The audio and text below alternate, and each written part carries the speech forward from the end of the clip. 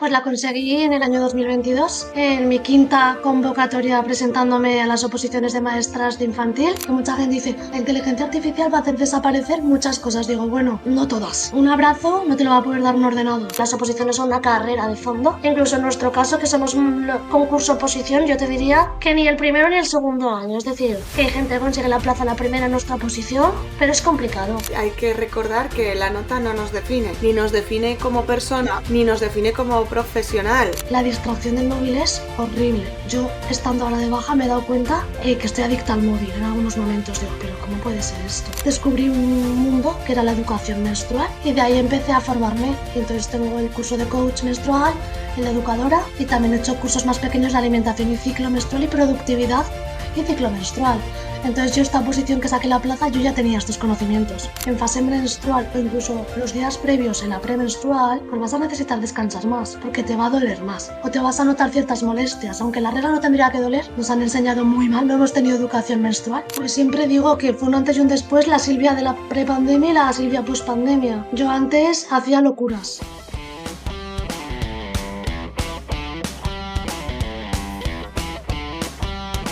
Hola Silvia, graduada en Magisterio Infantil desde 2014, tienes ya tu plaza como maestra en Aragón. ¡Felicidades! Muchas gracias, Úrsula, y encantada de estar aquí contigo. Bienvenida al podcast. Espero, pues que pasemos un ratito bueno. También espero que nos cuentes muchas cositas de cómo ha sido tu historia para que todas las personas que están ahí detrás pues también puedan inspirarse, ¿no? Cuéntanos, ¿cuándo conseguiste tu plaza? Pues la conseguí en el año 2022, en mi quinta convocatoria presentándome a las oposiciones de maestras de infantil y tras un largo recorrido, porque comencé en Madrid, 2 oposiciones en Madrid que me dieron pie a empezar en esta profesión, tan bonita y a la vez tan, digamos, a veces dura psicológicamente y físicamente, que estar con los peques, ya sabemos, pero muy gratificante, es maravilloso. Y luego también otras 3 convocatorias en Aragón, que al final es donde yo quería estar, pero Madrid me dio la oportunidad de empezar. Qué bueno, Silvia. Antes de continuar con tu historia de oposiciones, lo tuyo es vocacional, por lo que veo, es tu profesión, es una pasión, ¿sí? Sí, sí, desde muy pequeña me han encantado los niños y sobre todo los de infantil. Ya en el cole, cuando me quedaba al comedor, yo ya siempre pedía por favor ayudar a los de infantil, a las monitoras. Siempre me ha encantado. Siempre he tenido muchos primos pequeños y sí, la verdad que sí. Cuando eras pequeña, ¿tú ya pedías ayudar en tu cole? ¿Me has dicho? Sí, sí. Y me, y me colaba a veces y me echaban la bronca. Sí, sí. Lo tuyo es precoz, ¿eh? Sí. Qué bueno. Bueno, pues entonces ya sabemos por qué querías ser maestra, que te viene ya casi desde la cuna. Tú ya eras una pitufa y ya querías ayudar y cuidar a los demás. Pero luego, ¿cómo te diste cuenta de que tenías que opositar? ¿Por qué elegiste este camino también como maestra? Pues es que la verdad que tampoco lo pensé mucho, es decir, era como un poco lo que se esperaba por lo menos de mi promoción, muchísimas tiramos por este lado. Acabamos la carrera en el 2014 y ya en septiembre estábamos muchísimas en la academia, preparando, incluso mis padres de siempre de, tú, en cuanto acabes, a opositar a la función pública, o sea, ni se total. Obviamente siempre intentas echar a los concertados, un poquito pues por empezar a trabajar en algún sitio, pero es muy complicado. Entonces al final a mí se me abrió muy pronto la puerta de la pública con esas oposiciones del 2015 en Madrid. Entonces yo ya ahí empecé y vi que era lo que yo quería. Entonces ya pues me puse. Acabas en 2014, en 2015 apruebas esas oposiciones, no consigues plaza, pero sí que te consigues que ya te comiencen a llamar para la pública de interina, ¿no? Sí, es que fue un año muy bueno en Madrid ese año y claro, la oposición contaba un 80% ese curso, no me acuerdo por qué, y la experiencia un 20%, porque al final maestros es concurso-oposición, que no es solo la nota del examen. Entonces ese año yo saqué muy buena nota en la oposición, que para mí pasar la primera vez fue sorprendente, pero claro, digamos que entré a trabajar muy pronto, gracias a ese porcentaje del 80%. Y en octubre estaba trabajando. Qué bien. Pues me imagino que sería muy positivo empezar ya a trabajar con esa vocación. En estos años que llevas como maestra, luego nos metemos con las oposiciones, pero en estos años, pues desde 2015 hasta ahora 2024, ¿notas que los niños han cambiado? Sí, claro, mucho. Muchísimo.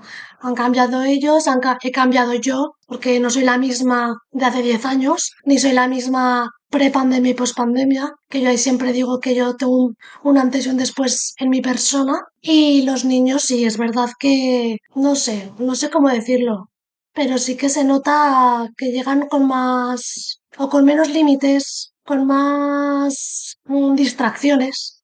Es como que cuesta más engancharles y también depende muchísimo del grupo, clase, del año. Esto es una variabilidad brutal. El tipo de centro en el que te encuentras, la zona en la que vives, en la que está el cole. Pero bueno, yo creo que sí, que la pregunta es que sí, que noto cambio. Y en mí también. Estos años, obviamente, ¿no? Nos han cambiado, los años de la pandemia nos han cambiado a todos y esa era un poco la pregunta, si vosotros como maestros, si tú como maestra has notado que obviamente todos cambiamos, pero sí en el caso de los pequeños sí que se notan cambios, ¿no? Sí, se notan cambios, pero al final son niños y las necesidades básicas de esta etapa de infantil hasta los 6 siguen siendo las mismas. Es decir, necesitan jugar, experimentar, socializar y muchísimo cariño, que al final el afecto y el cariño es la base de nuestra etapa. Esa figura que tenemos tan importante las maestras de infantil de acompañar, cuidar, no sé, es como que vemos brotar las primeras semillas en estos años y es muy bonito. Muy bonito, además, buenos recuerdos si tienes una profe que te da todo eso, que me parece súper, súper importante, porque además todas las cosas que has dicho creo que ninguna te las puede dar o la inteligencia artificial o los ordenadores o los teléfonos, ¿no? Que muchas veces estamos ahora en esa época. Has dado la clave, este sí, eso es. Que mucha gente dice, la inteligencia artificial va a hacer desaparecer muchas cosas. Digo, bueno, no todas, ¿sabes, no? Un abrazo no te lo va a poder dar un ordenador. Totalmente. Vamos a seguir confiando en la humanidad y en esas cosas que no se pueden sustituir. ¿Cuál fue el mayor reto que te enfrentaste con tus oposiciones? O uno de los retos. Haz memoria y nos vas contando. Hombre, pues irme a Madrid fue un reto muy importante. Irme a Madrid fue... Yo de primeras no me quería ir, claro. Estaba como muy encabezonada con que yo Aragón, Aragón, Aragón. Y al final fue un reto aunque me fui muy bien arropada a una casa de unos tíos, al final las distancias en Madrid son una locura. Tenía que hacer 1 hora y media de transporte público para ir al primer cole en el que estuve. Me recorría 50 kilómetros diarios, en total 100. Desenvolverte en una ciudad diferente a la que vives, seguir opositando a la vez que te inicias en el trabajo, con todo lo que conlleva. Pero siempre pienso que tuve muchísima suerte. Las compañeras que tuve en ese cole, el grupo, que aunque eran 27 niños, que ahora lo pienso y digo, ¡buah, 27! Que no he vuelto a tener 27 salvo en Madrid. Ahora tengo, por ejemplo, 24, que solo son 3 menos, pero ostras, 3 menos se nota. Pero bueno, no sé, yo creo que igual el reto de estudiar y trabajar durante tantos años seguidos, porque han sido muchos años de estudiar y trabajar a la vez. ¿Cómo lo compaginabas, Silvia? Cuéntanos esos trucos que te ayudaron a ti a hacerlo y hacerlo de forma efectiva. Pues siempre digo que fue un antes y un después la Silvia de la prepandemia y la Silvia pospandemia. Yo antes hacía locuras, que creo que no merece la pena decirlas porque si no, eso no hace falta que lo copien. Hace falta que copien lo que hice después de la pandemia, que fue cuando estudié la plaza. O sea, estudié y conseguí la plaza. ¿Qué fue estudiar? Pues le metí mucha calma, muchísimo autocuidado, me escuchaba muchísimo el cuerpo a raíz de conocer el ciclo menstrual, toda la información que saqué en la pandemia. Me puse yo la primera ante todo. Entonces, no me pegaba madrugones, entonces dormía mucho, dormía muy bien. Por las mañanas empezaba la mañana con mucha calma, leyendo libros de autoconocimiento que a mí me llenaban, que me daban energía para empezar el día. Luego me iba al cole, trabajaba. Tenía la suerte que vivía con mis padres en esa época, entonces me cuidaban muchísimo. Se lo pedí yo también, aprendí a pedir ayuda, que antes me costaba. Entonces yo llegaba a casa, tenía la comida, entonces eso era, ese tiempo pues ya estaba, no me lo ahorraba yo. Y ya estudiaba, descansaba un poquitito. Había días que necesitaba una siesta para ya ponerme toda la tarde. Pues salía del cole, bueno, claro, es que trabajaba jornada partida en ese momento. Bueno, llegaba a las 4:30 del cole y ya me ponía. Y ya pues 2, 3 horas, pero de manera efectiva. Y lo que hacía era lo que muchas veces dices, el móvil se lo daba a mi madre. Mm, Me observaba mucho, si me estaba cundiendo, seguía. Y si por lo que fuera es un día de estos que no, pues paraba, pero sin culpa, sin remordimientos. Porque luego al día siguiente me cundía el doble si yo descansaba, porque mi cuerpo me lo pedía. Y siempre a las 8, 8:30 paraba para irme al gimnasio o a pasear o quedar con una amiga, con mi pareja, con mi familia. O sea, intentaba hacer un equilibrio entre estar pues en el cole todo el día, la tarde estudio y luego al final del día para mí. Y compensar el fin de semana, claro, el fin de semana es cuando igual le echaba un poquitico más, pero vaya, también con descansos y ocio. Nada de llevar al cuerpo al extremo. Que si uno se organiza, hay tiempo para todo, más si se ha cogido con antelación y también tú llevabas unas convocatorias en la espalda, que eso no es partir de cero, eso también ayuda. Sí, eso es, eso es. Yo lo noté muchísimo, pero también tengo que decirte que yo ese año los temas los hice de cero. No me gustaban mis temas, los tenía como muy densos y dije, esto es infumable, es decir, necesito que me sean a menos. Y cogí los hice de cero y aún así me dio tiempo. Me dio tiempo a acabar el temario, a darle la vuelta, pero claro, con muchísima planificación. Exacto, planificación, has dicho cosas muy importantes, ¿no? Ese autocuidado de escucharse, pero cuando a veces escucharse es complicado porque a uno le apetece parar todos los días. Y tú has dicho, yo escuchaba a mi cuerpo y si realmente necesitaba parar, paraba. ¿Cómo diferencias ese de pereza, de "Oh, hoy no tengo ganas, a hoy necesito descansar"? Sí, sí, es difícil, pero ya te digo que a mí la pandemia me dio el regalo de parar. A mis 28 años yo no sabía lo que era parar y no hacer nada. O sea, eso de pegarte una tarde de descanso tranquila viendo una serie, leyendo o escuchándote a ti misma, yo no lo había hecho hasta los 28, salvo cuando estaba enferma. Pero a raíz de escuchar, de estudiar sobre el ciclo menstrual, yo ya me conocía muchísimo. Entonces yo tengo mucha intuición respecto a mi cuerpo y no soy una persona perezosa, porque soy una persona bastante responsable, soy bastante constante, entonces yo sabía cuando mi cuerpo necesitaba ese parón. Y es que yo a veces, aun cuando pensaba que era pereza, no escuchaba a mi cuerpo y decía, venga, va, inténtalo un poquito, un rato, aunque sea una hora, va, Silvia. Yo a mí misma me motivaba o me decía, venga, inténtalo. Y me ponía y lo intentaba. Y yo veía que no me estaba enterando de nada, que me iba que se me iba la cabeza, que yo llegaba a llorar con los apuntes delante. De llorar, de decir que lo estoy intentando, quiero porque quiero conseguir esa plaza, quiero estudiar, quiero cumplir el objetivo del día, el de la semana. Y mi cuerpo y lloraba de frustración, de decir, tengo que descansar. Pero llegué a todo. Al final llegué. Qué bueno, Silvia. Además, vamos a ir al otro extremo, que también lo has comentado, hablando de los temas. Es algo que pasa mucho en oposiciones como la tuya, en la que cuenta bastante la originalidad del tema. Bueno, muchas veces hay muchos alumnos que tienen los opositores que tienen los mismos temas, entonces vosotros empezáis a cambiarlos, pues entiendo yo, para darle originalidad, personalidad, etcétera. Aquí también hay un momento, esto es como los escritores, que llega un momento que dices, bueno, voy a tener que dejarlo así.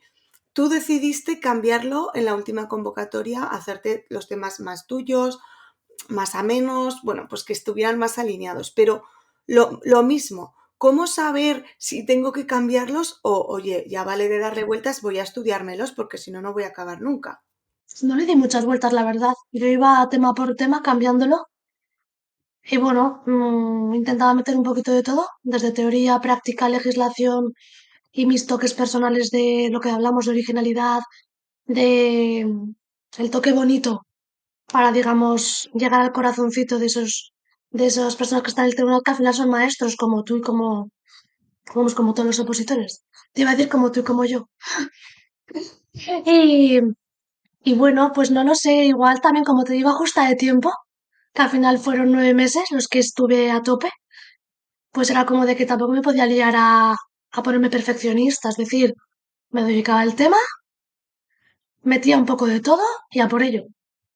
Mira, vamos a quedarnos con esa clave. quedan 9 meses, no me puedo poner aquí a hacerme el súper tema de cada tema, porque tengo muchos, así que a por ello.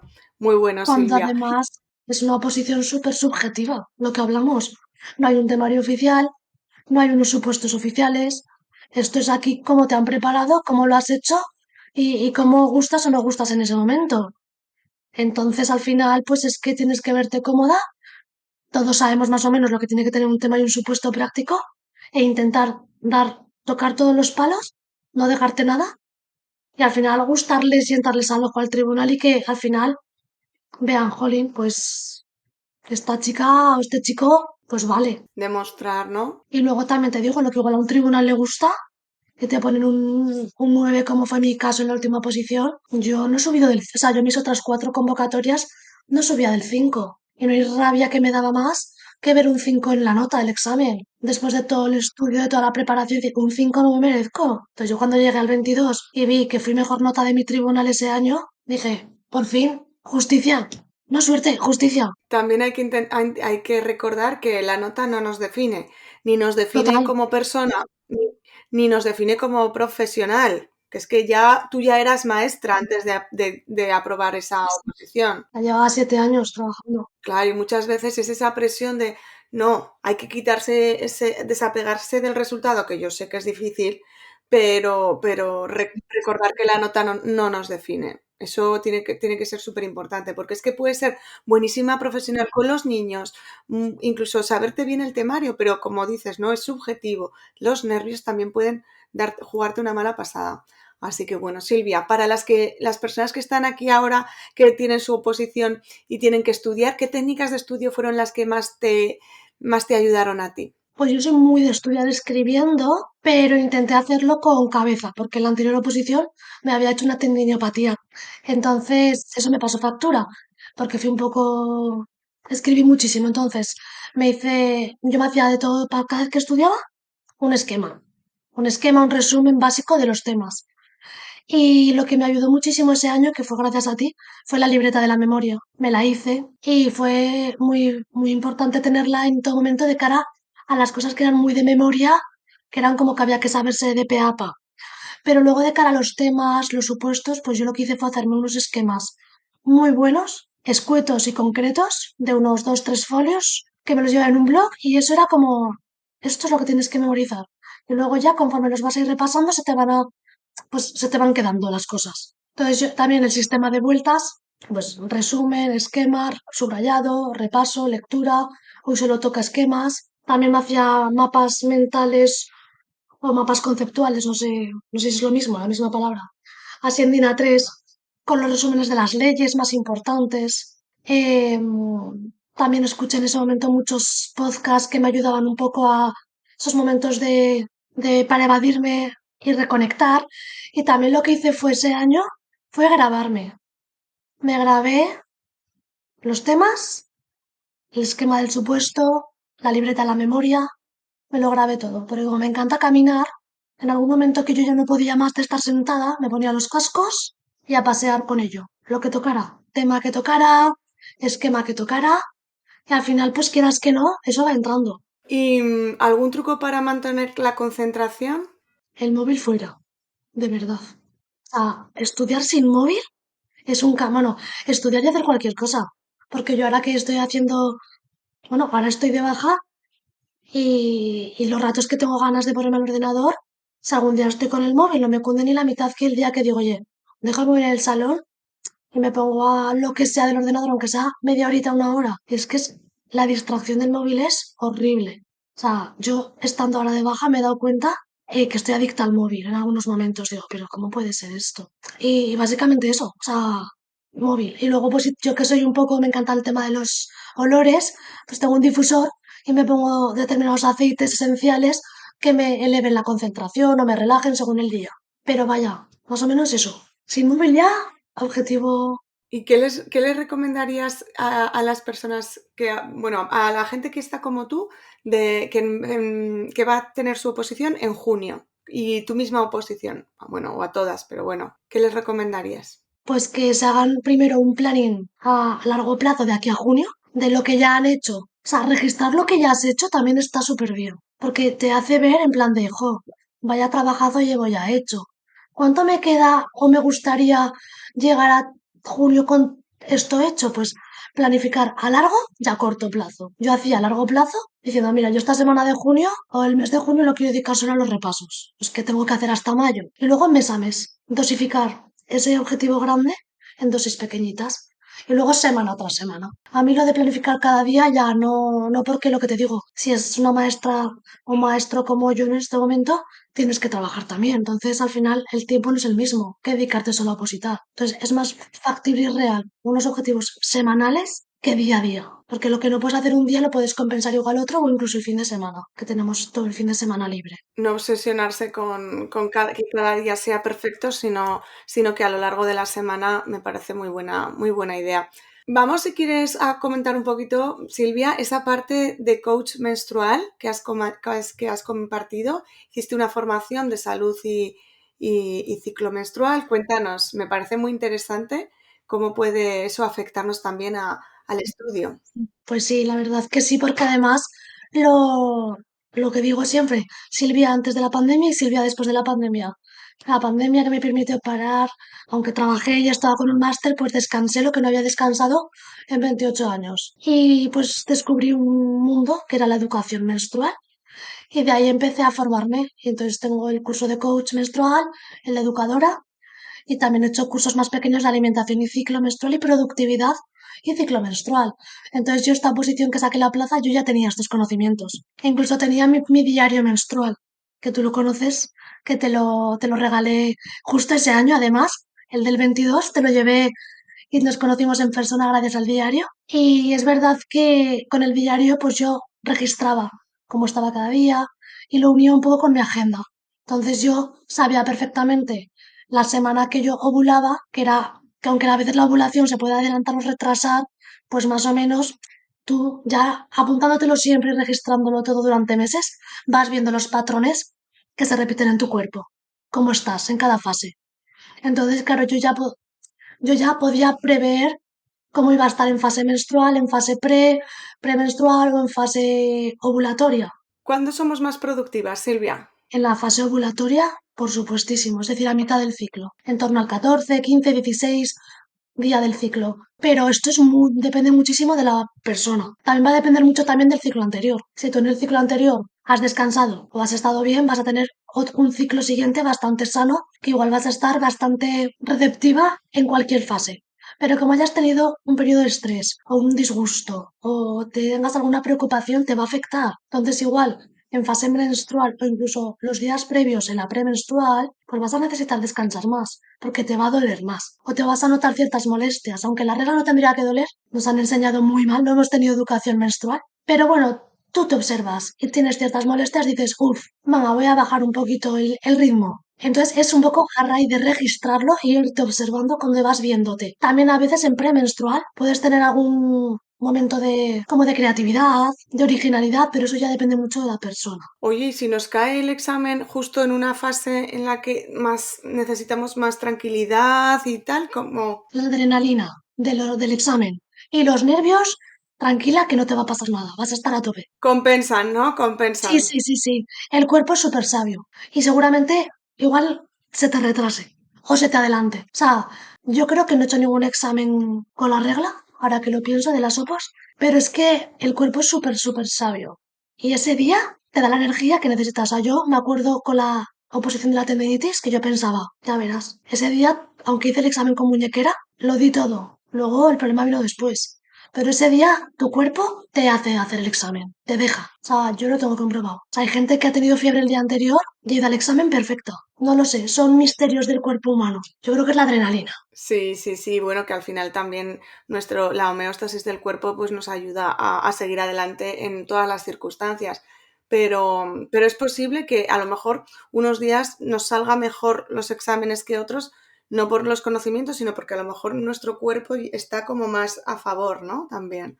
Sobre todo estoy pensando en pruebas físicas u otro tipo de pruebas. Claro, sí, hombre, en pruebas físicas importantes, pues imagino que si te toca una en fase menstrual, uff, pero yo también confío en ese cuerpo y en esa adrenalina, que yo creo que te lo hace hacer bien. Claro, y en el entrenamiento que llevas, que al final Hombre, sí, te lo iba a decir además con el tema de que ese día demuestras todo lo que te has preparado y planificado. Entonces, entre el cuerpo y tu esfuerzo se plasma en el examen. bueno, pues danos, Silvia, algunos consejos como coach menstrual bueno, pues para cuidar un poquito más esa parte de nuestra biología. Pues mira, yo lo primero que a mí me encantaría es poder, digamos, que las personas que no tengan mucha formación sobre ello, es que yo estaría encantada de darles esa información. Al final tengo muchos recursos que a día de hoy comparto de manera gratuita, genuina, porque al final es una información que creo que todas las mujeres tendríamos que conocer. Pues el día uno de nuestro ciclo, que empieza el primer día de sangrado, y así que podamos conocer esa información para luego poderla aplicar a nuestros estudios, a nuestro trabajo, a un proyecto, a todo de nuestra vida. Entonces yo puedo ofrecer que tengo la cuenta de Somos Lágrimas y Sonrisas, y ahí puedo que me escriba cualquier persona y yo, de manera gratuita, les mando toda la información que necesiten para planificarse ese estudio, ese proyecto, teniendo unas bases básicas, nada, que tampoco hace falta aquí estudiarse lo que hice yo, tanta formación, con 4 tips básicos sobre qué es el ciclo y cómo lo puedes conocer para que te ayude en tu vida, suficiente. Al final es registrarlo, apuntarte. Cómo estás un poco cada día, algún día no apuntas, no pasa nada. Y cada día del ciclo, Apuntamos cuando el primer día de menstruación, apuntamos el resto del ciclo, ¿qué más podemos hacer? ¿Escribirte a Somos Sonrisas y Lágrimas? No. ¿Somos lágrimas y sonrisas? eso es. Y ¿Y qué más podemos hacer para ir avanzando? tú te vas observando, tú vas viendo, pues vale, obviamente el día uno te baja la regla, nuevo ciclo. Pues la regla pues depende de tu cuerpo, 5 o 6 días, vamos, la primera semana menstrual. Te vas viendo cómo te vas conociendo, cómo eres tú el menstrual, qué necesitas. Habrá semanas de menstrual que te toque de vacaciones, que eso sí que me ha pasado muchas veces, y tengas que pegarte el día de turisteo. Pues bueno, pues ya está. Pero en una rutina normal, pues igual ves que esa semana tienes que descansar un poquito más, que igual tienes que en lugar de 2 horas estudiar una horita, que en lugar de estudiar sentada el cuerpo te pide darte un paseo suave con los cascos grabándote, pues eso, tus temas, escuchar tus temas, por ejemplo. Y luego pues ya cuando se te va la regla, que empiezas la preovulación, ahí ya vas a ir notando esa energía. Entonces esas 2 semanas de ciclo de preovulación y ovulación digamos que son las más fuertes, en las que más energía vital tienes que tener, más ganas de estar para afuera. Entonces también no estar para afuera e irte por ahí, que también, un equilibrio. Pero sí que es verdad que esa energía la tienes que aprovechar para decir, venga, va, pues como me organizo el mes a mes vista, pues yo esas 2 semanas me meto más fuerte cosas. Pues temas que me gustan menos. Vamos, te lo pones más difícil. Y luego en cambio en premenstrual y en menstrual pues te lo pones fácil. Temas que te gusten más, la parte de la oposición que te guste más. En nuestro caso los maestros tenemos la parte de práctica de supuestos y la programación. Que igual te es más ameno, que es más práctico que estudiar leyes y temas. Esto ya depende mucho de cada cuerpo, de cada persona, del tipo de oposición, de si eres mamá, si tienes un trabajo, horario partido, si tienes turnos. Pero bueno, a rasgos generales, ese es el resumen. Jo, muchísimas gracias, Silvia. Yo tomo nota para seguir mejorando en este tema también y seguir aprendiendo. Y bueno, para ir acabando, unos consejos para alguien que esté opositando, que acaba de empezar y se siente abrumado por todo este mundo. Pues que vaya poquito a poco, que al final es una carrera de fondo. Siempre se dice que las oposiciones son una carrera de fondo. No te desgastes el primer mes, ni los 2 primeros, ni los 3. Incluso en nuestro caso, que somos concurso oposición, yo te diría que ni el primero ni el segundo año. Es decir, que hay gente que consigue la plaza la primera en nuestra posición, pero es complicado. Entonces, que vayas pasito a pasito, que lo importante es entrar en bolsa,